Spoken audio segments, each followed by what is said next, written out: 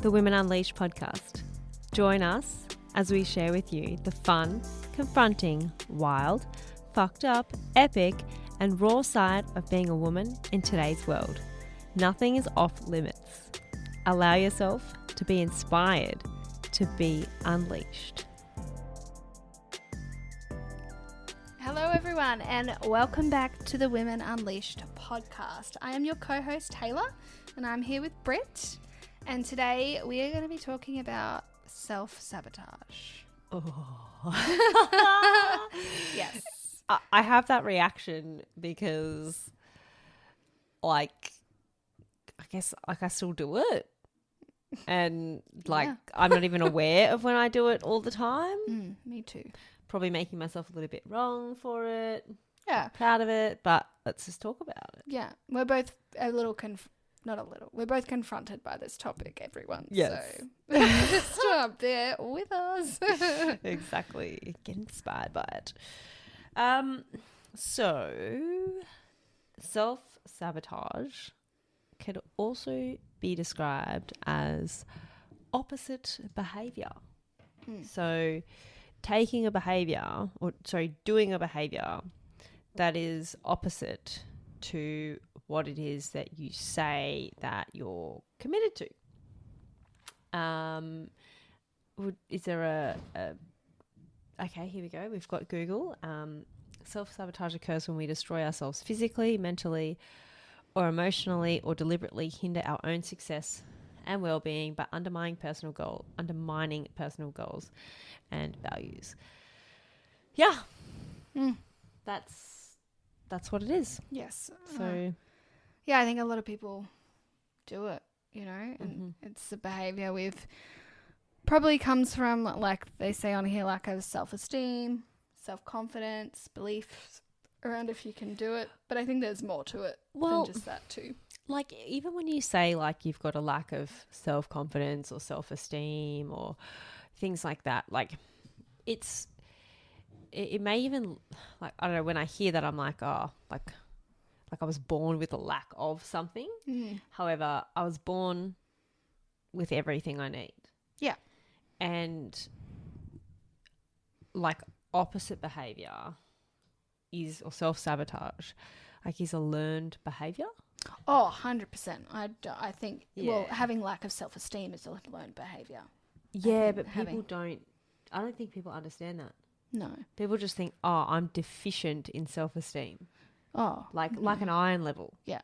But it's not like that. No, I think it's like, learnt from maybe someone around you, parent, whoever you're around, your caregiver. Yeah.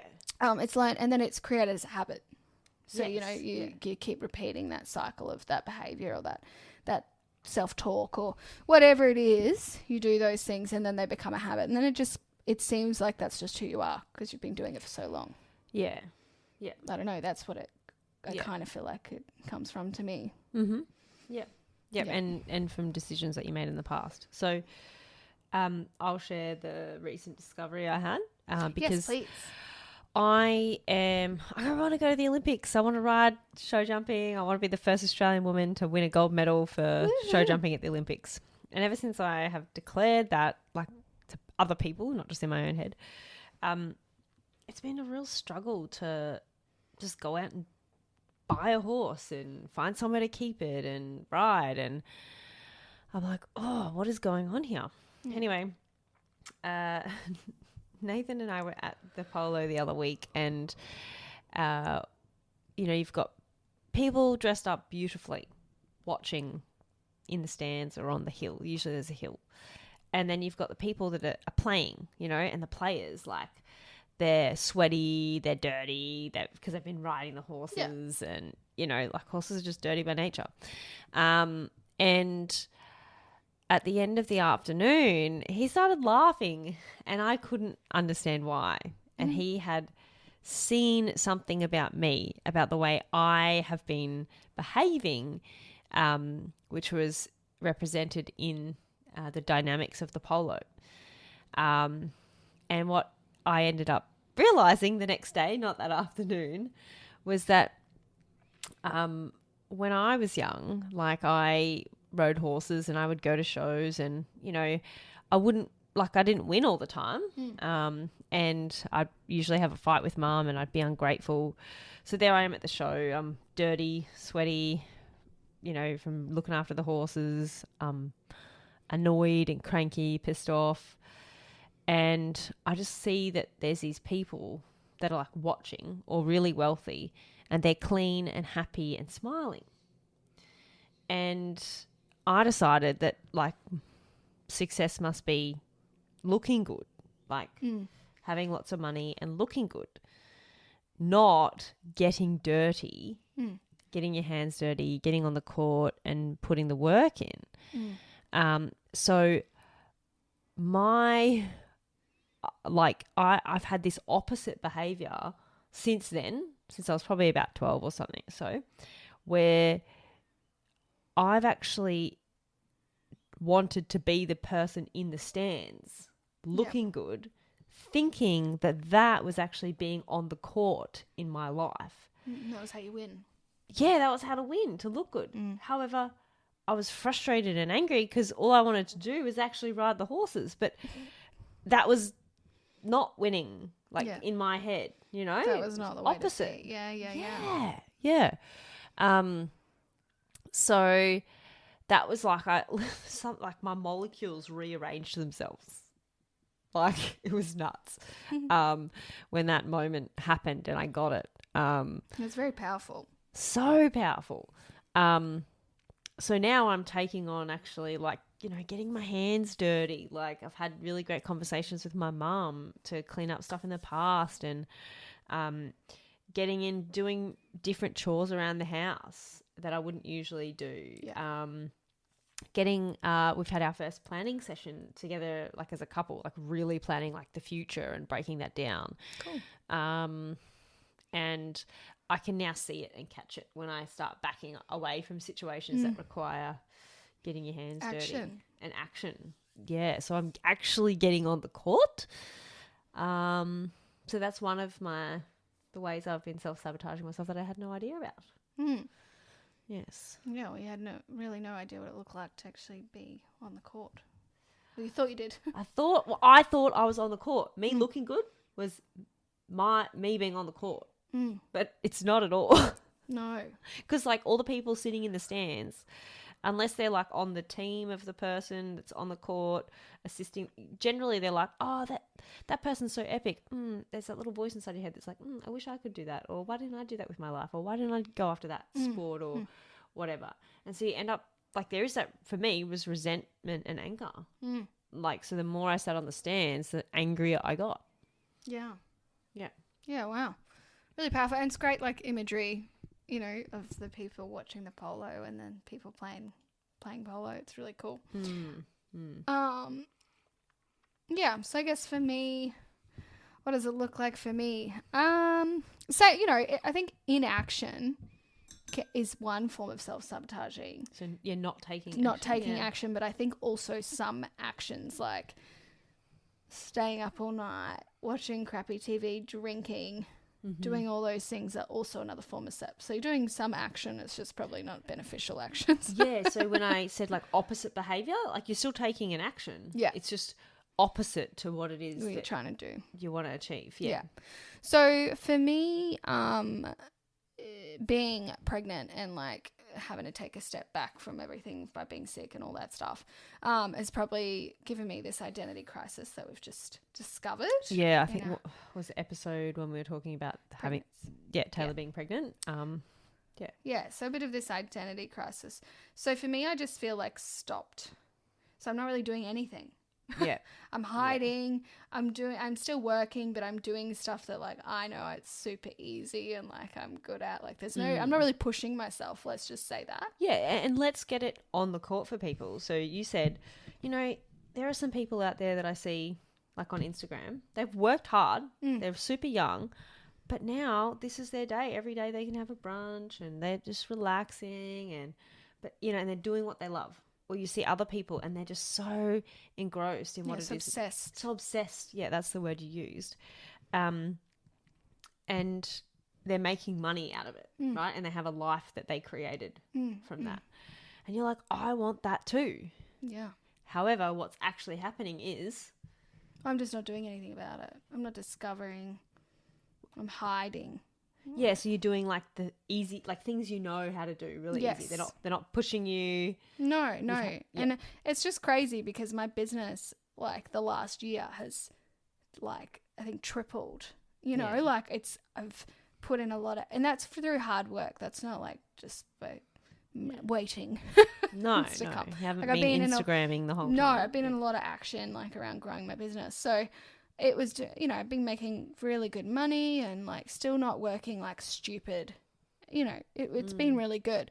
And then obviously I got stopped with being sick. But yeah, I just feel like a bit lost, and I'm just like, I guess, self-sabotaging my business because I've stopped putting in effort and I'm going and engaging in thoughts that are like doubting yourself, second guessing. guessing. 100% second guessing, like just being mean to myself. That's like the best way to describe it. Yeah. Just being mean to myself and not doing activities that I know would benefit me. And then I've had other business ideas again, not doing anything about them, just like, I don't even know it. Being a victim of them. Yeah. I just stop. My like way of self-sabotaging is I stop, I isolate, and I just go to like watching TV and social. I just like do shit that I know is not getting me anywhere. Yeah. Yeah. You know? Yeah, that's really clear. Yeah. And it takes a big person to be able to acknowledge that and share that. Yeah. You know, because as we said at the start of this episode, it's a confronting topic. It is. I hate seeing how I hold myself back. I really do. Yeah, but that's what holds me back. Is not willing to see it. Yeah, because I guess we're like, I don't know, maybe there's like some fear around actually being successful. Or like discovering that it's true that I'm broken, but it's not true that I'm broken. Like, not at all. No, it's not true. You're perfect. Yeah. just the way you are. Yeah. So, yeah, it's very, very interesting. And it seems to be like right in my face at the moment as well. You know, sometimes it's like a bit hidden. Like the self-sabotaging behaviors can be like, well, you know, like for yourself, how you've now discovered this on the court in the stands. Yeah. Was hidden. And you're like, holy shit. Like, no wonder why my life, you know, things have happened in my life, right? Yeah. But for me right now, it's like a big, it's like a big fuck off mirror. Like it's right there. Yeah, everything you do is like reflect ping back in the face. Yeah. So. And look, in order to get to the other side of that, like to actually distinguish what's holding you back and get some freedom around it, you have to go straight towards it. Yeah. You know, which is uncomfortable. Yeah, which, you know, having conversations with yourself and people can be really helpful too. Like having, you know, you've got to have conversations with people, personally, I think, that aren't just like going to agree and be like, oh yeah, I'm so sorry, you know, you're having a baby, like don't worry about it. Just, you know, like, it'll happen. When you asked me to pay for breakfast. Oh, do we have to talk with about your this? Yes, we do, because it was great. Like, because we haven't caught up for a little while. Yeah. And Taylor gives me a card to pay for her breakfast, and the way she asked me was like super victim-y and whingy. Yeah. And I was like, okay, stop being a whinger. You can just ask me to pay for your breakfast. Yeah. It was pretty funny. Yeah. Thanks for letting me share that one. That's okay. That's on the court. Super embarrassing. Do you want to say something? No, I was just no, I'm good. I just remembered three actions that I've taken since having that discovery for myself. One was had a really big conversation with my mum about like how much of a shithead, a grateful shithead I was as a kid, realizing that I had everything I wanted to go to the Olympics, you know, and they were committed to working towards that with me at the age of 12, and you know, I threw it all away. And then I bought a helmet. I haven't told you this. It's a beautiful helmet. Is it the blue one? Yes. Yes, I saw it on your Instagram. Oh, yes. It's so gorgeous. From Italy because... fancy. Yeah, it's fancy. It's in Brisbane now. It's clearing customs. And that was a $1,300 exercise. You can get way cheaper helmets, but this helmet is beautiful and it's an expression of me. Like nobody wears blue helmets like that in the sport. Usually they're all like people brown, aren't they? Brown and black. Yeah, black. And people are experimenting with, like some colors, like linings and trimmings or bling. But this is bright sky blue. No one's going to miss you. No, and I want people to see me. So that's another action I took. And then I have booked Mum and I going to Equitana, which is this 4-day epic horse conference, like so many lecturers, competitions, products, like all the things. That's what I'm doing inside of the action that I've, discovered, and the freedom. So. Yeah, amazing. Amazing. And I thought I'd just touch on too, like, you don't need to make yourself wrong for self-sabotaging or for doing these things. It's like, there's nothing wrong with you. No, it's a learned behavior. It's a learned behavior, and it happens. And like, the more you discover about it and the more you shift those habits, like the less it'll occur, Yeah, like you just got to get that. If you got to be responsible for unlearning it and learning new habits. Yeah. Yeah. There's nothing wrong with doing it. There's no. nothing wrong with you or nothing. Yeah, it just works. It just doesn't work. It just doesn't work, self-sabotaging. It doesn't get you what you want in the end. No. It's just going to hold you back and take things longer to get there, right? Yeah, another good one is fearing success.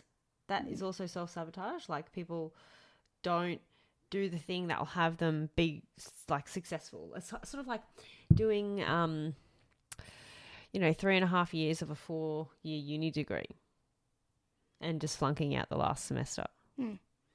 Yeah, I think that's part of my self-sabotage is fear of success, or like, I feel like there's like a peak, and then there's like you can't keep going. I've reached my peak. Yeah, you hit a new wall. Yeah. There's a new wall, and like you said today at breakfast, there's like each time you step up in life and get to a new level. Like some of your old shit is going to come up because you're at this new level that I guess tries to stop you. Yeah, and I don't know the scientific reason for it. I'd love to find out, but I'm just going to take it as read for now. That, like when you... And now we're recording again. Okay.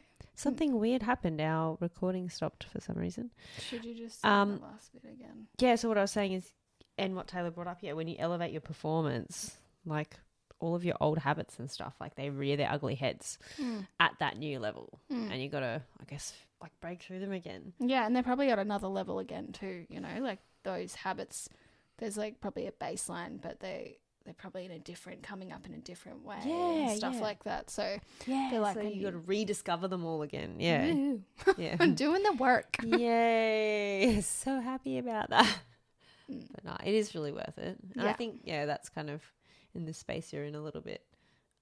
I was in it a few weeks ago. Yeah, and it'll, we'll work through it and discover new stuff. Yep. It's exciting. There we go. We hope we've inspired you to talk about all of your self-sabotaging ways with your friends and family and parents, because you might discover something new. Well, they might tell you some of your self-sabotages, because usually you can't see yours, but other people can. Yes. It's like, someone walks in and you're like, I know what's happening over there. But really, when you point one finger, you got like multiple pointing back. So there's probably a lot for you to have a look at. Yeah.